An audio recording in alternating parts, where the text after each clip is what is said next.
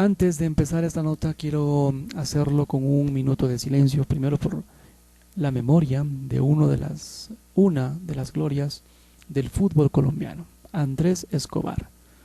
Seguramente tú no lo ubicas porque eres muy joven o simplemente si ya llegaste a una cierta edad, seguramente lo recuerdas, lo recordamos, claro. Yo por esa época yo estaba en mi adolescencia y por supuesto, claro que me acuerdo del defensor central del seleccionado colombiano y el Atlético Nacional. Pero para contar que se cumplen ya 30 años de aquel suceso triste que prácticamente provocó la vergüenza a nivel internacional por lo que les voy a contar.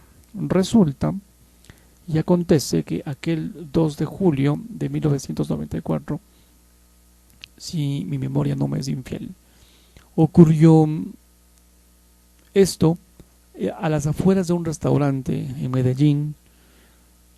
Lo mataron a tiros. El 2 de julio, el año pasado, se cumplían 29 años y este 30.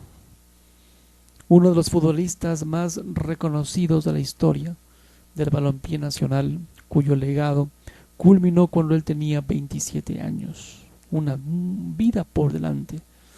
El defensor central que supo vestir las camisetas de la selección colombiana y el Atlético Nacional durante mucho tiempo, fue asesinado por un sicario. Acá en 1994. Este magnicidio se registró pocos días después de que la tricolor culminara su participación en el Mundial de Fútbol de ese año. Se trata de Estados Unidos 94. Dicho certamen recibiría al seleccionado dirigido en este entonces por Francisco Maturana como uno de los máximos favoritos tras haber protagonizado el histórico, seguro te acuerdas, 0-5 contra Argentina, ni más ni menos en el Estadio Monumental de ese país, Buenos Aires. Tan solo unos meses antes de que comenzara este torneo en el país norteamericano. Sorpresa, el seleccionado colombiano firmó su eliminación en la primera ronda de torneo, luego de perder sus dos primeros juegos contra Rumanía, 1-3, si mal no me equivoco, y 1-2 con Estados Unidos. En el duelo contra el conjunto anfitrión, el ex zaguero central protagonizó un desafortunado, un infortunio, una jugada mala en la cual el cuadro local se puso 2-0 en el marcador debido a un autogol de su propia autoría, situación de que contribuyó pues a la no continuidad del equipo colombiano en el certamen. A pesar de que la selección colombiana culminó muy bien su participación en el Mundial de ese año con una victoria 2-1 frente a Suiza en la última fecha de la fase de grupos, los ánimos como que se caldearon, como que se calentaron, como que tuvieron un poco, como que fue un amargor de garganta contra los integrantes de aquel equipo, teniendo en cuenta las altas expectativas que tendrían a su llegada al campeonato. Luego de esta mala actuación, algunos de los jugadores regresaron al país para olvidarse de aquella situación y aprovechar tiempo con sus seres queridos durante su periodo de vacaciones, el cual esta comenzaba una vez abandonaran la concentración del seleccionado nacional en territorio estadounidense.